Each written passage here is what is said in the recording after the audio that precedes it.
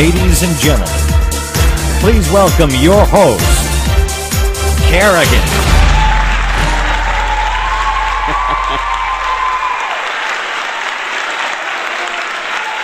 Welcome, everyone.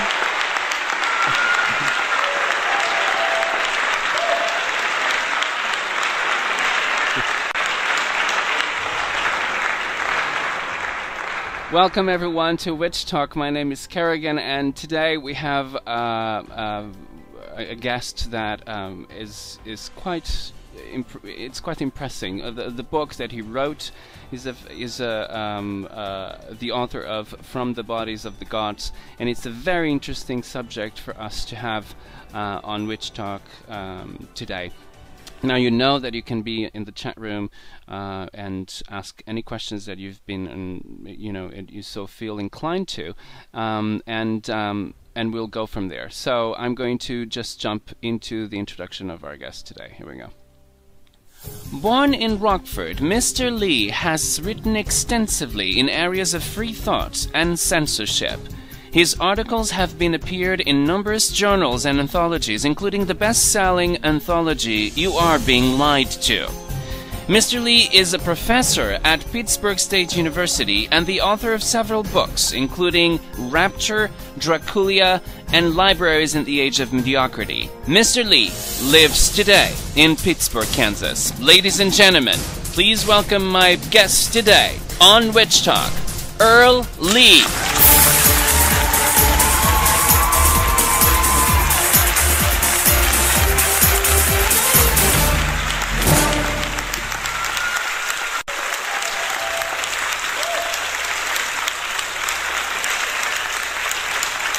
Hello, Earl. How are you? Welcome to Witch Talk.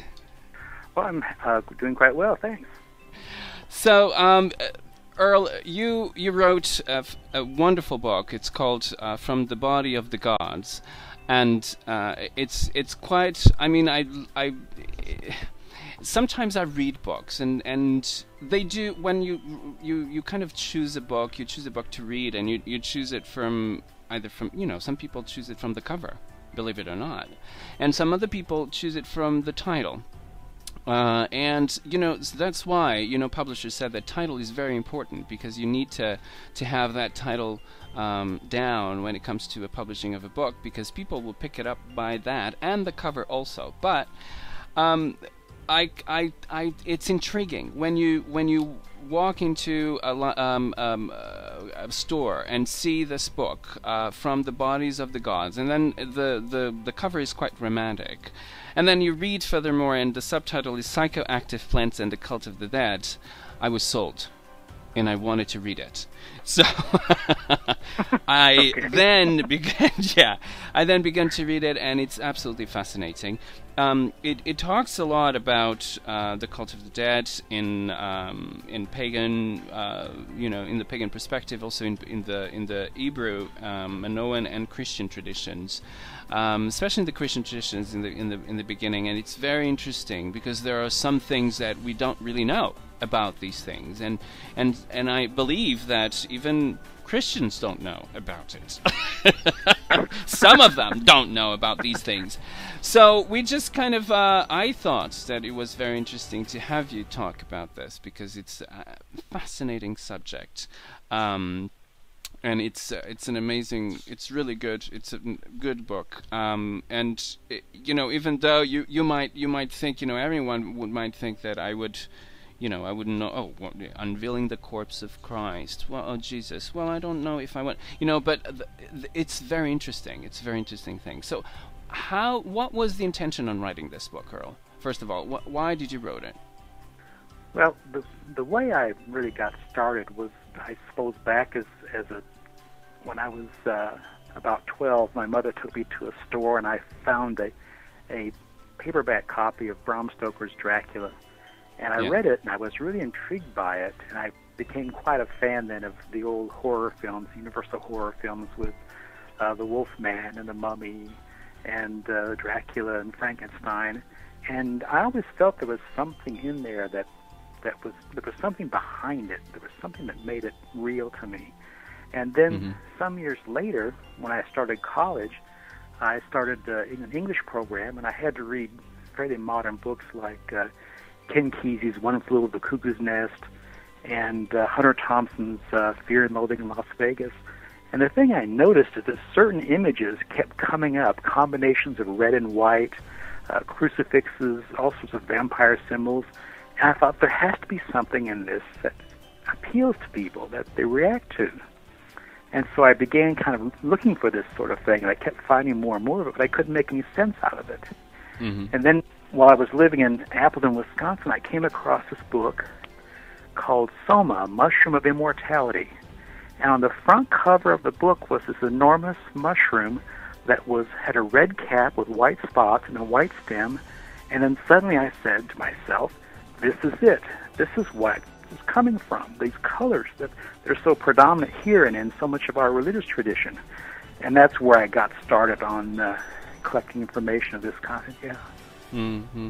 Well, it's absolutely fascinating because even the first words that the Eucharist of flesh, the introduction that you do on your book is fascinating. I mean, this book, as you said and well said in the beginning, while off the show, behind the scenes, and I should call it, you said it's so much information. It is. Just the introduction of the book is absolutely, charged with so much information.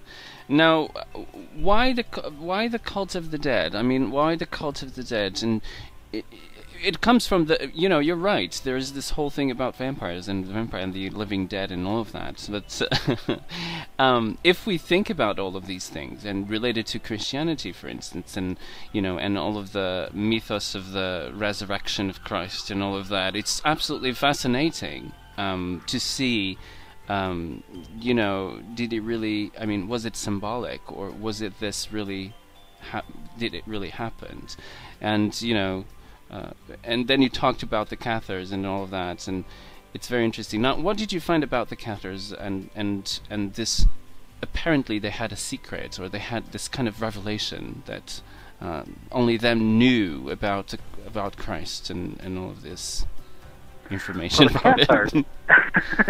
The Cathars are very interesting, and how I first became interested in them in particular was when I read the book Holy Blood, Holy Grail, and it described Father Sagnier's death and his funeral, and that really bizarre ritual they had after he died, where apparently his body was set up in a chair, and then people in the community made a procession past his body, and as they came up to him, each one of them took a tassel or a pom-pom from his clothing and pulled it loose and carried it away as a remembrance. I thought, that's the strangest thing I've ever heard. I've never heard of a funeral like that before.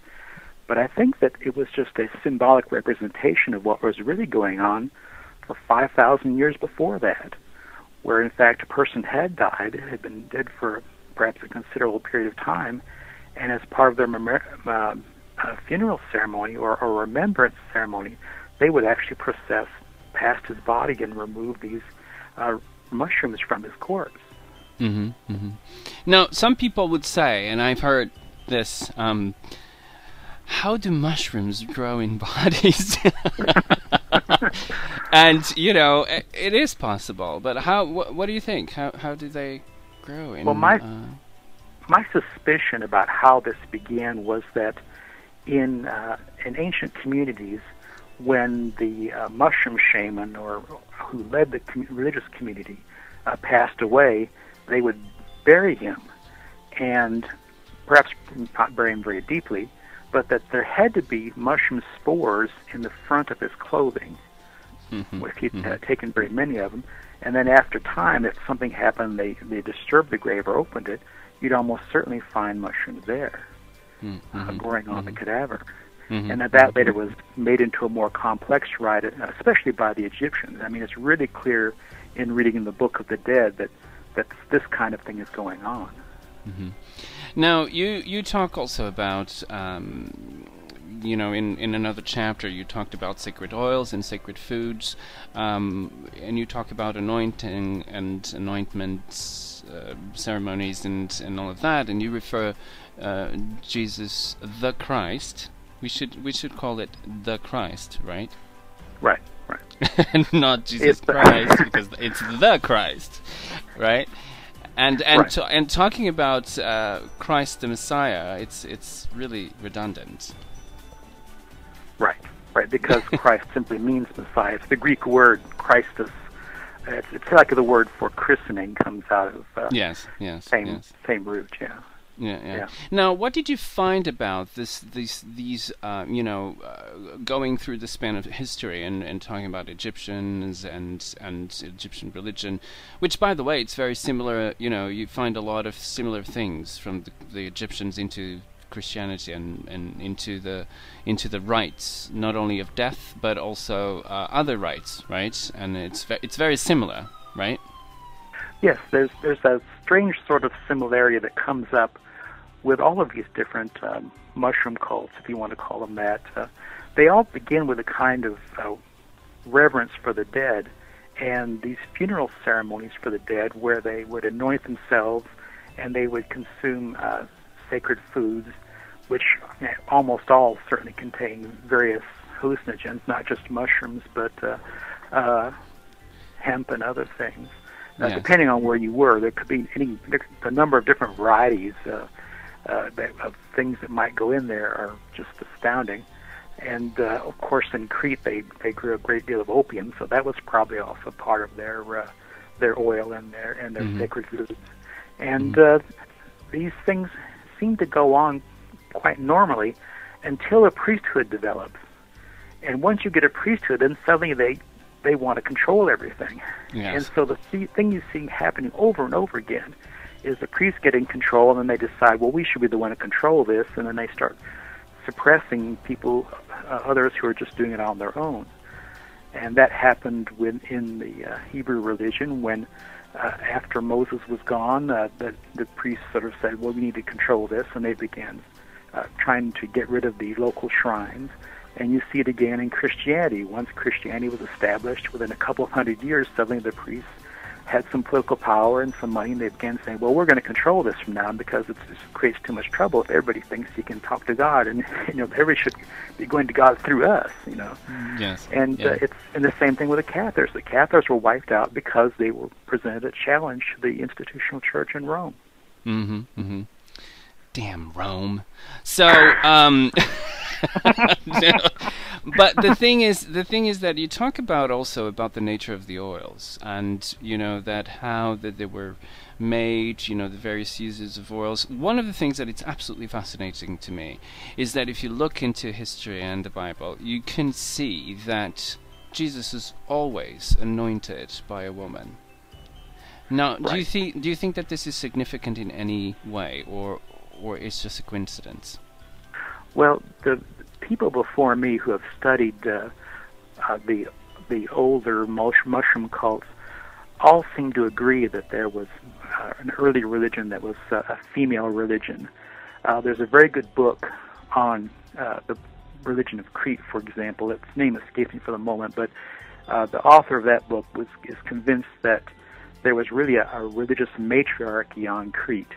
And the same thing you can see in Egypt, because in Egypt, in the earliest religions, women were superior, or at the very least equal to men, because when you go back and look at the old lists from ancient Egypt, there are both male and female gods who are associated. Every female has a male counterpart in their long lists of these gods and their counterparts, which suggests that women had a very strong role in Egypt too.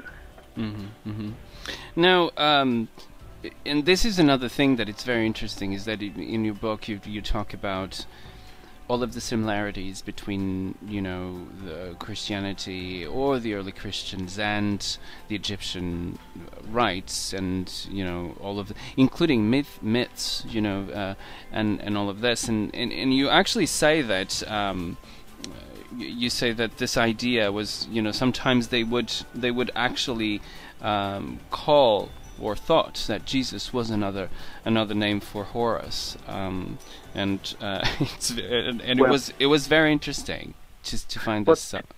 To me, this is probably the most important part of my book, and people take away nothing else. They should take away the fact that I think I've come up with a solution to a question that's troubled people for a long time, because back in the 19th century, when they first began translating the old Egyptian documents, there were a lot of scholars who said, well, look all the similarities here between Christianity and the religion of Horus and Isis and Osiris and so on. And then as time went on, they also said, yeah, but there's these differences too. And then in the 20th century, people started looking and say, well, look at all the similarities here between the Greek mystery religions and Christianity. And maybe Paul had more to do with it than we thought, since Paul grew up in Tarsus, which had a lot of mystery religion, a lot of religious connections with pagan religion. And but then they kept saying, well, no, there's something else not right here. And I think the real issue is that what we have with Christianity is going back to a very early form of Hebrew religion that was very strongly influenced first by the Egyptians and then later by the Greeks. And that what Christ was, I guess you say, and in fact in the 1970s there was this idea that Christ was a revolutionary, and there was a lot of that. But I think what was really going on is that Christ was a reactionary. Christ was going back to a version of the Hebrew religion that existed before the Babylonian captivity, when they had all these different religious sites all over the place, and sacred groves and caves, and there were all these priests and priestesses, or what's the right word for it? But anyway, there were people out there who would worship a variety of gods, and sometimes they would make Yahweh the predominant one. But he was wanting the Jerusalem temple to stop being so heavy-handed on people and go back to the old ways of Moses, and that meant bringing back the cult's funeral rites and the anointing and all the things that they had abandoned. Now, it's very interesting that when he had that moment in the temple that we all know of, that he got very mad, Jesus was considered to be the Messiah, or was considered to be the anointed. He was considered to be an anointed, and the priests in the temple, they knew that. Now, the good thing about that, not necessarily good, but the good thing about that is that they couldn't touch him. Right? No, once you were anointed, in fact, that same idea carries forward all the way to the modern era, because like the British kings even today are considered to have a special protection, Yes, yeah. You say in the book, that doesn't really prevent the priests of the temple to actually instigate the populace to actually beat him and, go and beat him. But they themselves, they wouldn't do it. They knew better. Right. And it's very interesting. It's absolutely fascinating. What is this? You talk about substances, and you talk about how probably Egyptians would do this, the oils, and from the fluids of the bodies, and and all of that, and mixing with other oils and essences, and barks and herbs and all of that. But also with pieces from the bodies. How important is this? Why do you think that this is important, the pieces of the body? What did you find out about this? What was it necessary to actually put stuff from the bodies of the dead into an oil? Well, Sir Wallace Budge, who was the famous Egyptologist who worked in the British Museum back in the 1920s, he wrote a couple different books about these Egyptian practices, and he was really kind of mystified by why they would take these liquids from these bodies that have been dead for some time and reverence these effluxes, they would call them, but they're really just liquids coming off of the corpse. Why they would take these and then at later ceremonies, like whenever another person died, then apply these liquids to the face, or however they applied it to the person who had just died. Now, my suspicion is that what was really happening is that, again, the spores from the one body would be carried in that fluid, and when they applied to the other, then it much increased the likelihood that the next body would also germinate, which is actually the word that that Budge uses in his book. He said the bodies were believed to germinate. Now, the good thing is about this is that I find it you find it parallels between these all of these things, and they make perfect sense. And we can get. I mean, let me just tell you this to everybody. The book, Earl's book, actually had a lot of footnotes, and sometimes the footnotes are, very, very. I mean, footnotes are footnotes. Everybody knows, but in Earl's book, footnotes are rich. Sometimes they are a whole paragraph of information in the footnote, and one of them is about the Catholic extreme unction, and that they do a brief version of this if it is very quick. He's dying, let's just do it very quick. Or a long version of it. And it's very interesting that they did this. Probably the Egyptians did something very similar to the body also. And it's very interesting that, you can see this in other cultures also, the anointment and how the anointment is done. And you would never think that, you will go through all of the organs that are sensory organs, eyes, ears, all of that. It's very interesting. Did you find anything else about this? It's really remarkable in the sense that if there is something in the ointment, if there is some hallucinogen in the ointment, then certainly applying it to the eyes and nose and the lips makes sense, because that's the quickest way it will be absorbed into the body. Yeah. The mucosa, as they call it. Right. Apply to the mucosa. Yes. Then we go on sacred foods, and we all have sacred foods in rites. I mean, in pagan rites, you have sacred foods. They are actually consecrated and then consumed by all of the people that are present. And you have this also in pagan rites, in temples, and blah blah. You also have we all know the Last Supper. Was the Last Supper a sacred food, or intended to be a sacred food, or was something else? I believe that the Last Supper was meant to be the first of a whole series of similar rituals that were basically funerary in nature. The difference there is that with the Last Supper, it was Jesus more or less celebrating his own funeral, and I think that's the sense in which it's understood. But then, after he was dead, some 40 days later, they had the first Pentecost, which is a Greek translation. Pentecost is the Greek translation for the Hebrew word Shabbat, which means 50 days. And so 50 days have passed since his death, which is enough time for the body to germinate. And when they came to the Pentecost, they sat down, they had their anointing with oils, which was traditional, and they had their sacred foods. And after they partake of the sacred foods and the oils, then they had this vision where they felt themselves enveloped in fire. And in Clark Heinrich's book, he describes exactly the same experience, having consumed hallucinogenic mushrooms. The sense not only of this fire, but the ability to communicate through his mind with his friend who was there with him, which is the same experience that they had. They were able to communicate, evidently without words. Now, how is sacred foods related with ritual cannibalism? Well, the foods take this is more almost a folklore kind of thing, but there are a lot of stories where people would consume some part of the bodies of people who have been defeated in battle, or some part of the body that was preserved. And in that way, they made a psychological connection with the person who had died, and that goes through all the traditions practically all of the traditions of the ancient world.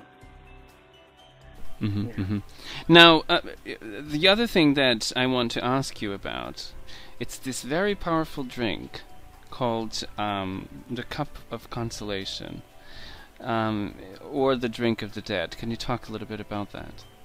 Sure. In the Near East, there was a funeral rite, and at the traditional funeral rites, you would have the anointing, and you'd also have this thing called the cup of consolation.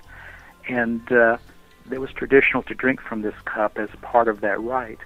And that cup almost certainly had some form of hallucinogen in it, and perhaps also alcohol or perhaps opium or whatever combination was popular in that region. Mm-hmm. And the whole point of it was to make it possible for you to have a vision of the next world. Mm-hmm. And I think our ideas of the next world are largely shaped by people's experiences in these funeral rites, that they would see their dead ancestors before them, and they would be able to communicate with them thanks to this drink. Now, and that's also part of why ahead. the church was so much against it. Yeah. Yes, yeah. Well, the thing is, it's very interesting why they would use the dead sometimes, or use the near dead to kind of, step into, or kind of help them. Also, that's another thing. And why do you think that then the later Christians were so against this communication with the dead? Well, I think it was mainly that they saw that as a competition with what they were doing. Once the church was established, they felt that they didn't want these people around anymore who could directly communicate with the divine or with their ancestors. They wanted everybody to come to the churches and pay their tithes and pay to have various rites done, or funeral rites, and they really saw the individuals as being in direct competition with what they were trying to do.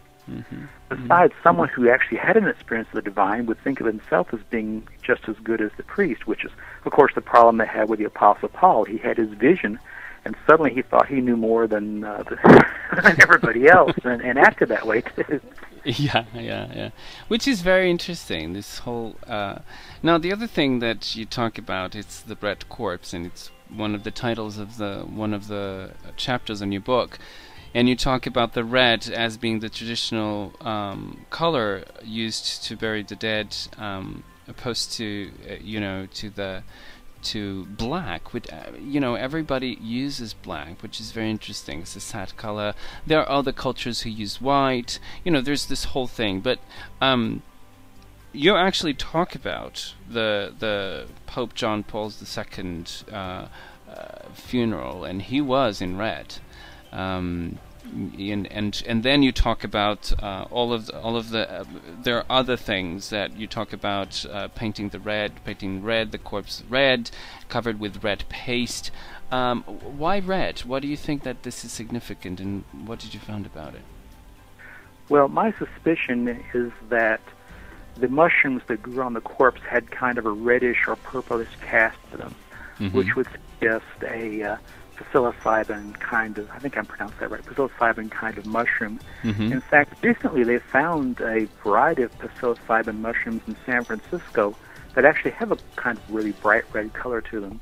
They're not quite sure where they came from, but the red and the purple could be just that aspect of it, yeah. And I think they put these pastes on the body in order to prevent the prussic acid the body produces from creating a problem.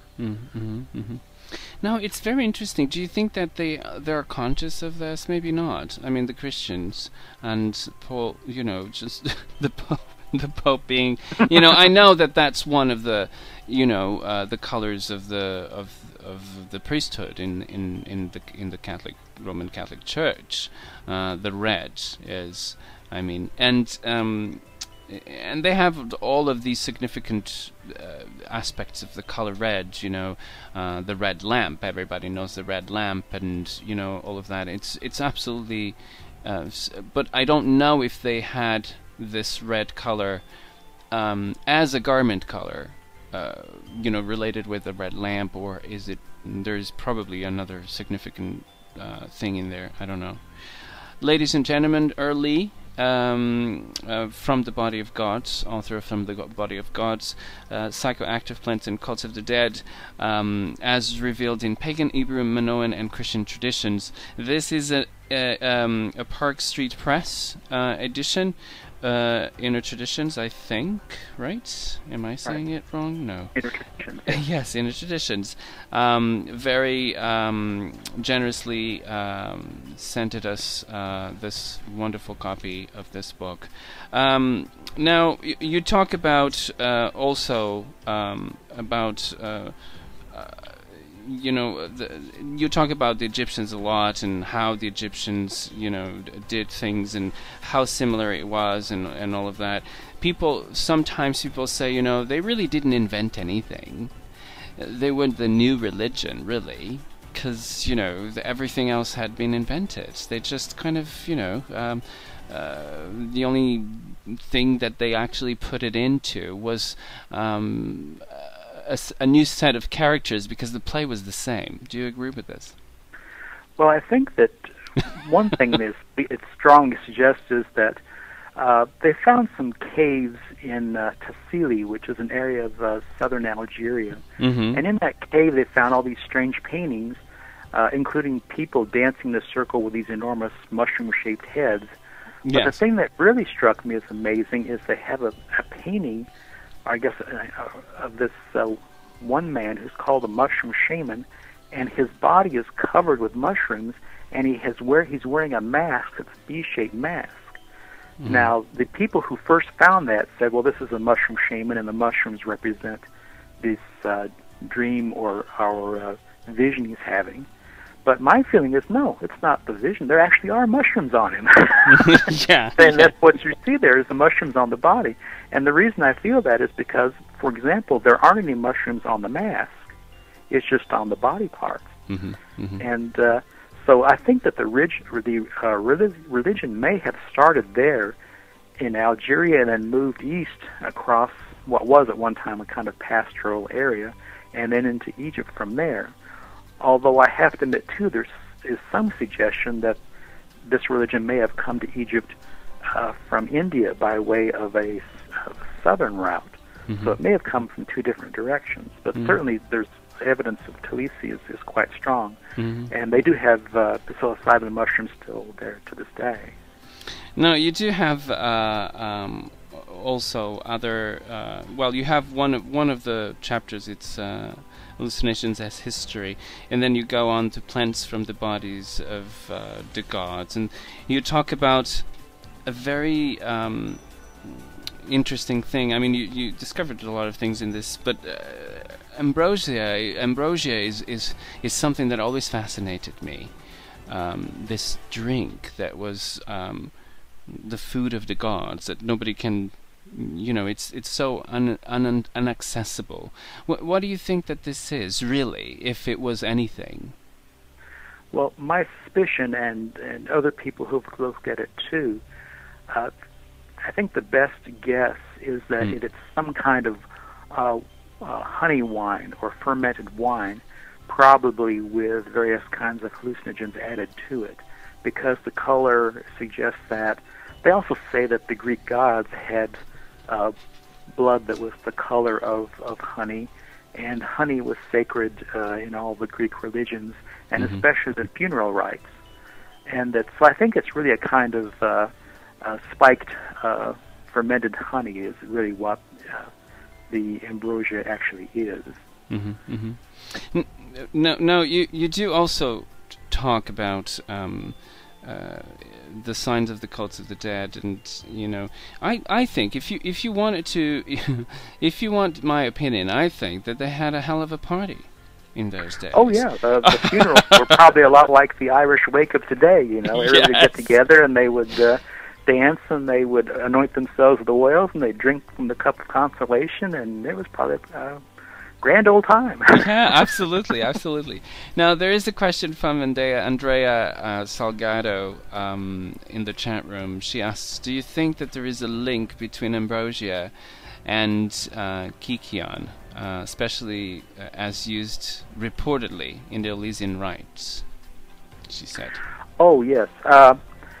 Actually, I think Gordon Wasson has a book on that, and he seems to think that mushrooms were used in the spring rite, but that in the fall rite they used a drink that was made from rust that grows on wheat. There's a wheat rust that has a chemical in it that's similar to LSD, and if you prepare it properly, it will get you high. But you have to be very careful, because if you don't wash it just right, it can also cause sores and all sorts of bad side effects. But Gordon Wasson, I think, hit the nail on the head there, that in the fall rites of Elysium, there was this drink made from wheat rust. Yeah. Now, how important is, and you talk about this in the chapter about immortality, how important is the tree of life? The tree of life is a perennial theme in many religions. And in one of his early books, Robert Graves, I think it was in his book Hebrew Mythology, he decided that the tree of life was actually the Amanita Muscaria mushroom. And he kind of held with that for a while. And I'm inclined to agree that that's probably the case. It is probably some kind of hallucinogenic or mushroom of some kind that represents the tree of life. And the reason I say that is because later on, particularly among the Greeks, the mushrooms began being called the golden apples, because they tend to grow under certain kind of trees like cedar trees. And so you walk up to the cedar tree and see this either yellowish or reddish looking large mushroom, and it looks like an apple. So I think that's the sense where the tree of life story comes from. Which is very interesting. Now, you have various parts on your book, and one of them, it's called Sweeney Todd Among the Nightingales, and and then I'm keeping hearing this sound. I don't know where it comes from. It doesn't really matter. This is very interesting, the cult of the dead in Greece, and you talk extensively about it. You talk about Crete and all of that. And we all know, we know the basic cults of the dead of the Greeks, which some of them are very well known. What do you think that they had? We know that all of these rites of death, reportedly, they are connected with the vision that people had of death itself. So they are a way of either connecting with the other side or helping others to go into the other side, and this is a reflection of that culture and how they deal with it, which is very interesting too. Would you think that how all of these rites of death have do you think that they have a similar connection, all of them? Did you find any common connection between all of them, other than the dead itself? Actually, I'm planning another book after this one, which focuses more directly on the Egyptians. But the thing that struck me is quite similar between the Egyptians and the Greeks, is that at the time of death, they placed this thing in your mouth. My suspicion is that it was probably from a fairly early part of the ritual, where you would actually place, once a person was dead, you would actually place a mushroom in their mouth, so that they would also later on become a source for mushrooms. And the interesting thing that I found really bizarre is that apparently early on in the Christian church, they would take the host or the Eucharist and put it in the dead person's mouth. Yes, and later on they prohibited that, but early on that's exactly what they did. It was just like the Greeks and the Romans. I mean, Greeks and the Egyptians. Yes. And there is this whole thing about coins also. A coin in each eye, and there's all of these things and other rites of death. And also the coin, the story of the coin for the ferryman, which is, to pass the river to the other side, which is very interesting also. Now you talk extensively about Amanita Muscaria, which is that mushroom, the hallucinogenic mushroom, over and over again on the book. It's just something that it's recurrent and comes over and over again. Now you talk about also the goddess of Crete, the goddesses of Crete, and the understanding of the Greek mysteries, and looking at ancient Crete and the Iceland kingdom and all of that. Did you find that this is what is the difference between these and for instance the Christian ones, the rites of the dead? Is there any significant difference? The rites as they exist on Crete, I think, were more festive. They were not really focused so much on death as they were on life. Mm-hmm.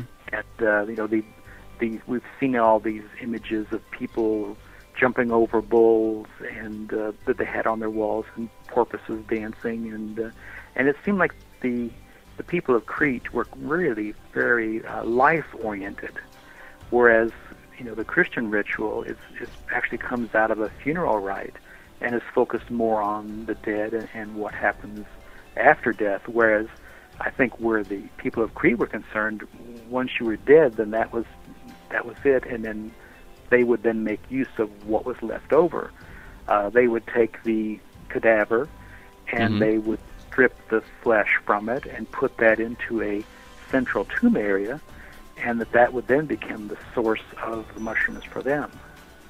Now, we know, and you talk about this, there is evidence that they actually, in Crete, they actually used a lot of hallucinogenics also, and mushrooms.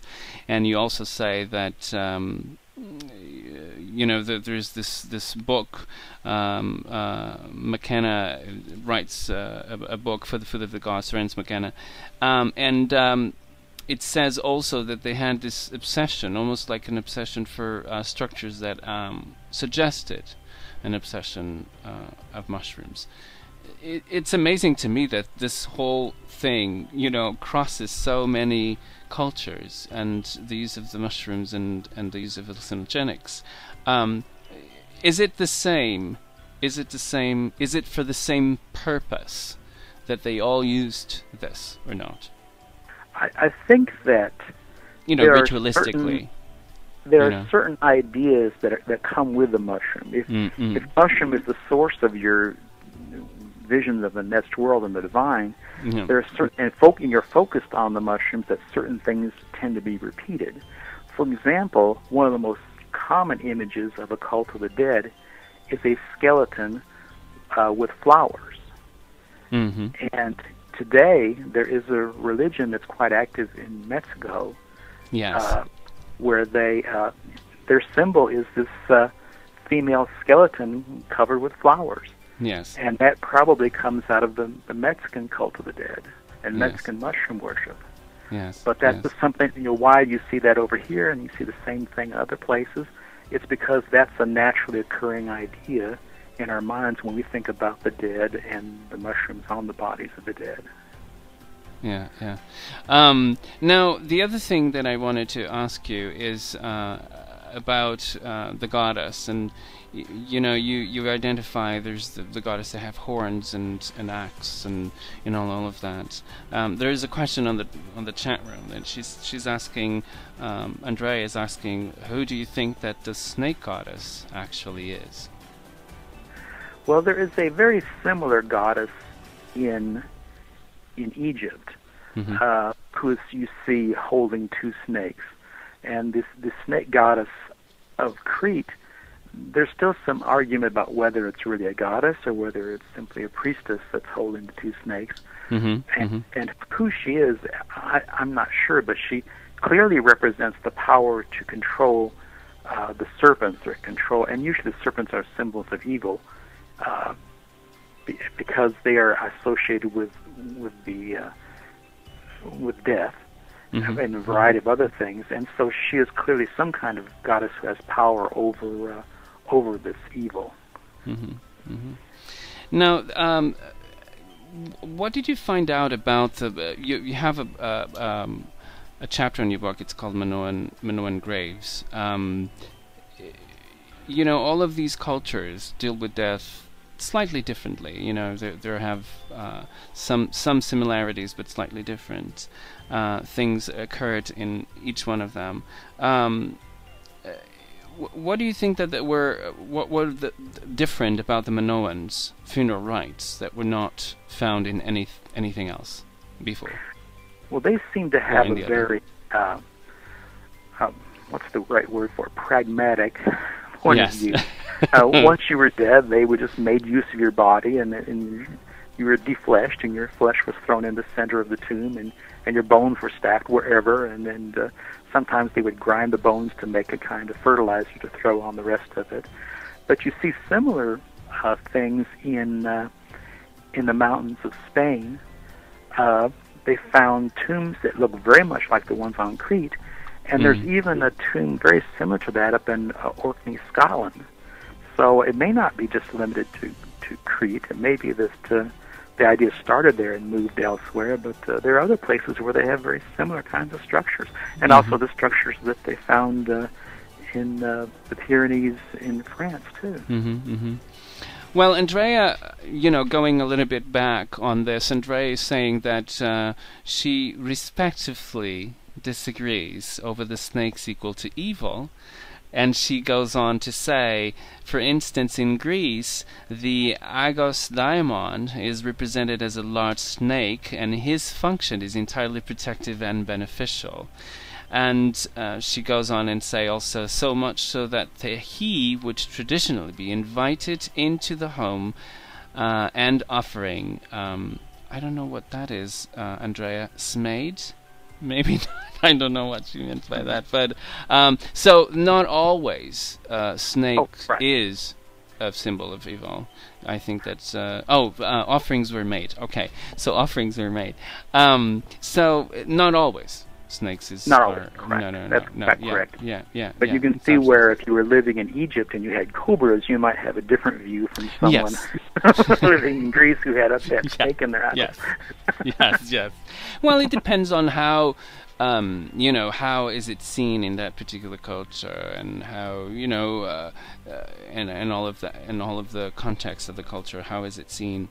Now, the other thing is that, and again, going into the Minoans, and you know, all of the rites and of funerary rites and all of that.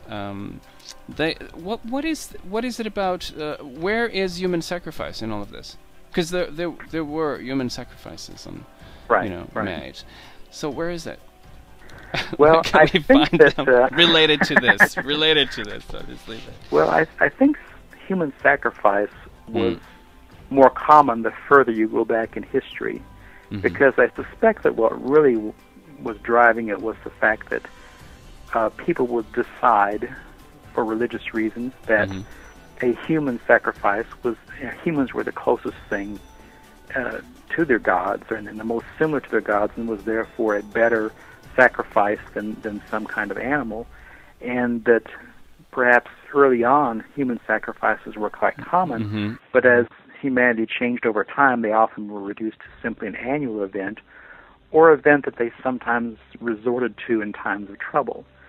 And the particular case that happened back in the 70s is they discovered a temple on the island of Crete that had collapsed during an earthquake. And apparently they collapsed on some people in mid-ceremony. They were sacrificing a young man. He was actually bound and on the altar. And the roof of the building collapsed, and it killed 2 other people plus the priestess who was apparently presiding over the ritual. And they think the purpose of the ritual was to try to stop the aftershocks from the earthquake, that there was an earthquake and then aftershocks that caused the building to collapse. So in times of trouble, people tend to resort to the old ways, and then this is what happens. So I think it's the suggestion that the archaeologists made who found that site in Crete. I hoped that, but the thing too that we know is that, for example, Osiris, one of the things he's credited with is stopping human sacrifice. And I think the same thing may be true of other gods and goddesses, that they are remembered for at least limiting the number of sacrifices, or changing the way people viewed that sort of thing. The story of Abraham and Isaac, for example. Abraham is going to sacrifice Isaac, and then suddenly an angel appears and stays his hand, and they find a goat, and he's told that, well, the goat is a perfectly fine sacrifice that Yahweh has provided, and you should sacrifice it instead. And I think that's also a story meant to convey to the listeners that, yes, goats are perfectly fine. You don't have to sacrifice your oldest child anymore. Just go and go, and Yahweh will be just happy with that, Yeah, yeah. Now, on chapter 14, you have, it's called Eating the Dead. Now, sometimes this is literally, and sometimes it's not. In this case, it's not, right? And what do you mean by eating the dead? Well, in human sacrifice, I think I try to distinguish between primitive cannibalism, which is, I guess, actually directly eating the dead, and ritual cannibalism, which is where you consume something that grows on the body of the dead, which to me is the distinction. But there are a lot of stories that appear to be about simple cannibalism, which are really about ritual cannibalism. And the example that I discovered most recently is that there's a document that's in the Egyptian scriptures called the Cannibal Text. And they actually call it the Cannibal Text because it describes the king and his men going out and hunting people and then cutting them up and throwing them in the pot and boiling them and so on. And the thing that gives the story away is that what they're describing, they describe these people as having a leg, but they don't ever describe them actually cutting off arms. And so my feeling is this is actually a merging of two different stories, a hunting for mushrooms and taking the dried mushrooms they found and boiling them in water in order to rehydrate them, and then they use a pressing stone to press out the juice.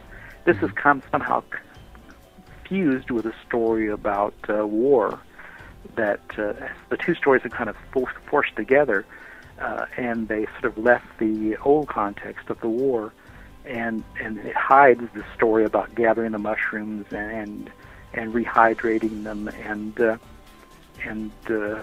squeezing the juice from them for the use of the pharaoh.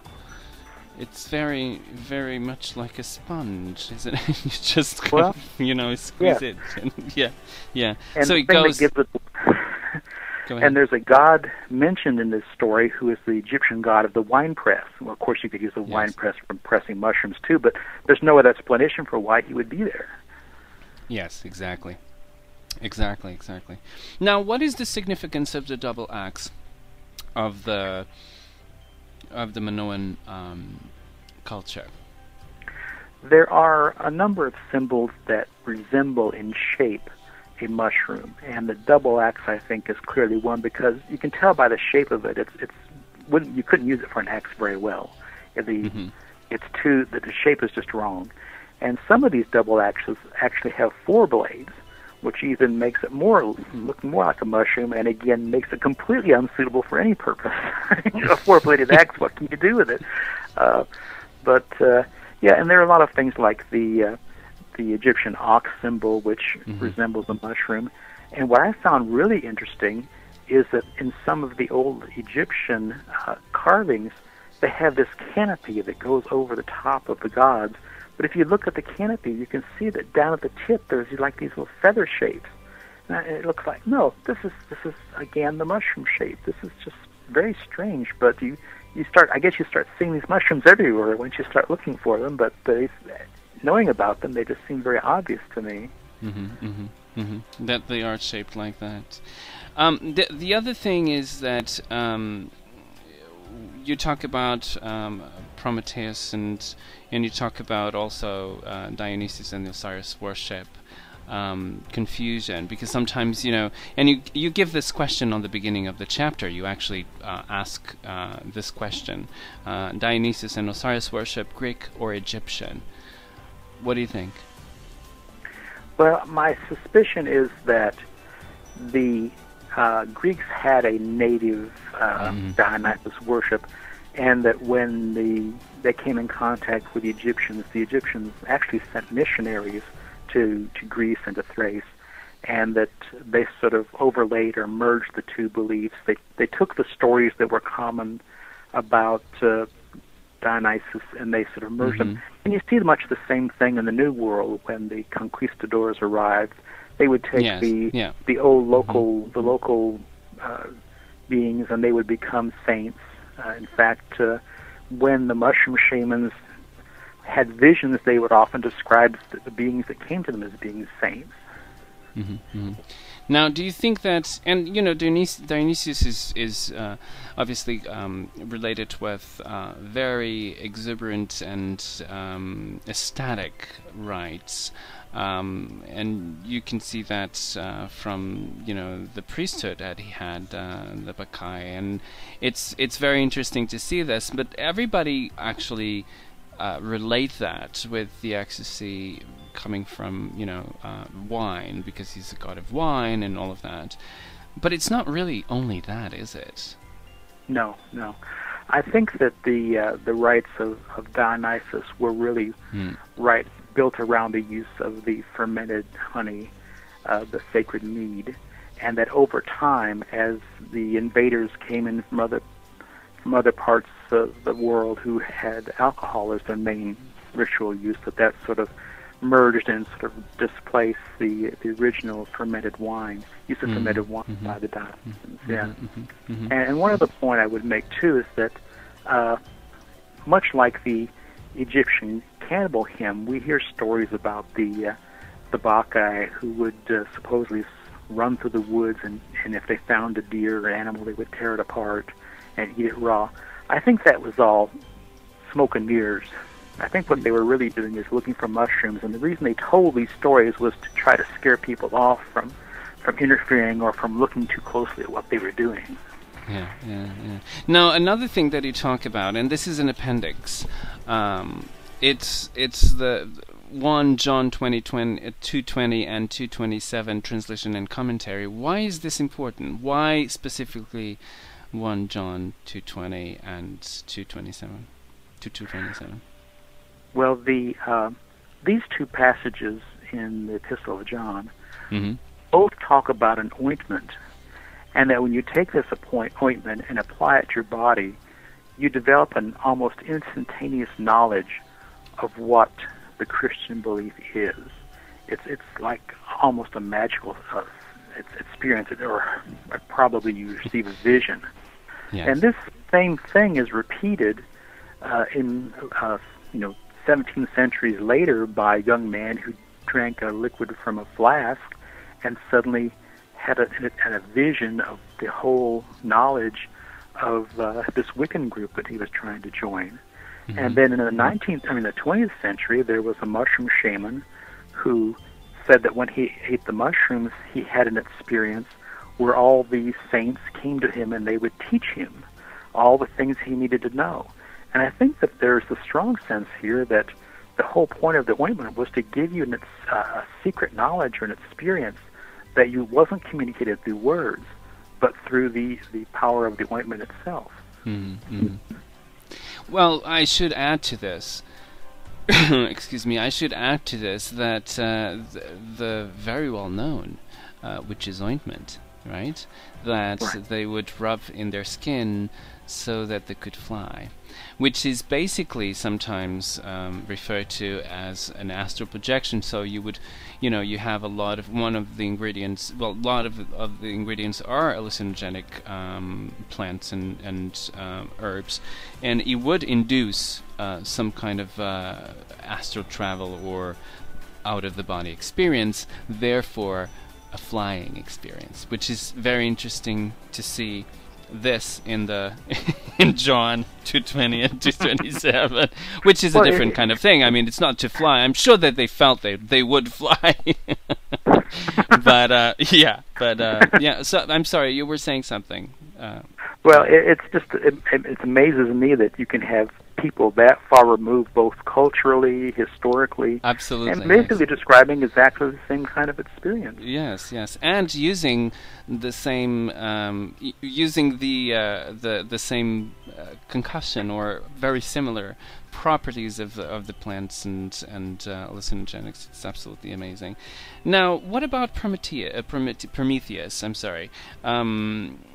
You know, I'm originally Portuguese, so I have this tendency to say the things in Portuguese, especially things that are Greek, or you know, I have the tendency to say Dionysius instead of Dionysus, and Prometheus, it's the same. It's Prometheus in Portuguese, so it's kind of it's very strange. But what is the importance of Prometheus here?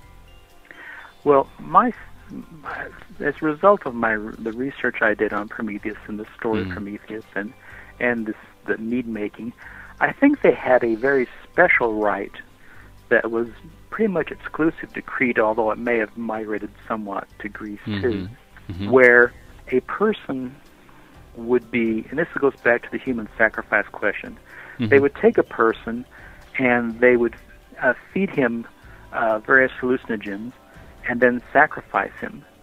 And then over time, once the internal organs had decayed somewhat, they would draw off the fluid from the body and add that to raw honey in order to ferment it into the sacred mead. And it would automatically then have whatever mushrooms the person had eaten before he was sacrificed. But then once you're done, once you've drawn off all the liquid from the skin, what do you do with the skin? I mean, now this skin is your god, in a sense. And so you can't just throw it in the trash. You can't give it to the dogs. I mean, you have to do something with it. And so I think what they did is, in some places, I think they had a sacred column where they would place the skin over the sacred column. I think that may have been in other places. But I think the common thing was to take the skin up into the mountains and actually nail it to a peak, a sacred peak. And at that point, the eagles would come down and eat from the skin, because that then became the portion of Zeus. Zeus, of course, was very closely associated with eagles. The eagles were sometimes called the hound of Zeus, or his instruments anyway. And so that's how you disposed of this otherwise rather troublesome skin you didn't know what to do with. But I think that's where this legend of Prometheus began. I love this connection that you have here, the legend of the Pandora's box, that it's tied also with the sacred mushroom. Can you tell us a little bit more about that? Well, basically, we see in many cases that the person who's in charge of the religious belief would have a sacred container of some kind. And what was in the container might vary depending on which religion we're talking about. But I think some scholars have suggested that the container that she opened was something that contained the ritual instruments of the Greek religion, and that looking on those things was considered a violation of the religious beliefs and should be punished. So the version of that story we get now is pretty watered down and manipulated, but I think the original version was something along those lines. Ladies and gentlemen, Earl Lee. I just have to say this, Earl. Before we begin the show, he said, "You know, you always remember my name because I'm Earl." I'm always early to everything. I thought that it was very clever and very nice. So you can't really, miss it. From the Bodies of the Gods, a fantastic book by Park Street Press, Inner Traditions, Psychoactive Plants and Cults of the Dead, as revealed in Pagan Hebrew and Minoan Christian traditions by Earl Lee. And you do have other books, don't you? I mean, did you publish any other books? I'm sorry. Oh, yes. Yes, you did, yeah. Actually, related to this, I have a book called Libraries in the Age of Mediocrity. Yes. And in it, there is a chapter on Sigmund Freud talking about how Freud used to go through the mountains, through the Alps, and search for mushrooms that he then experimented with. And that's something that people are not aware of. I mean, we know about his playing with cocaine and things, but and I only stumbled across this accidentally because of his son's memoir describing his father, going to the hills with him and the kids and looking for these mushrooms. Wow. Sigmund Freud, huh? Who knew? Yep. Now, another thing is that Andrea Salgado is actually asking you the last question of the show, which is any links found to Persephone and the use of plants in funeral rites? Persephone, that's a very that's a difficult question. I've heard a lot of different stories about Persephone and how she relates. Most people try to suggest that it's mainly a story to tell the difference between why we have summer versus winter. Although the business of her eating the pomegranate strikes me as rather odd, and there may indeed be something there related to the use of hallucinogens, but I haven't been able to quite put my finger on it yet as to how that works. Because if you think about it, I mean, because the pomegranate, she eats it, out of, it's a present from Hades, and so that she stays in the underworld with him. And it's very interesting because it's not that she eats it to go into the underworld. It's because that she can't return after that. And it's a trick so that, it's a wonderful fruit. It's exotic and fantastic. It's also a queen's fruit because if you think about it and if you look at it, it has a little crown on the top of it. If you see that little stem where the stem and the flower was, it gets a little crown in there, and it's very interesting because it's basically, yes, it's a trick to get her into the underworld so that she wouldn't leave, but also I think that it suggests that she could stay there if she ate that particular sacred food, which means that that's the sacred food who allows you to actually be there and come back. Which is very interesting, that's right? Probably, that's probably what that means. Well, ladies and gentlemen, Earl Lee, the author from The Body of the Gods, a fantastic book by Inner Traditions. I have the picture here so that I can actually... she says a metaphor or something else. Oh yes, absolutely. Absolutely. This is the book. So, Earl, thank you so much. Don't go anywhere. I'm going to talk to you in a minute, okay? After I finish the show. Don't hang up. And thank you very much for being here with us on Witch Talk. It was a pleasure to talk to you about this fantastic. Oh, this is a lot of fun, yeah. Thank you. Thank you very much. Now, thank you, everyone, for being here on Witch Talk, and especially to Andrea and Comfort Girl and Degrant to be on the chat room with questions. Next week we will be back for more with another author and another great book. Until then, have a wonderful week. Bye-bye.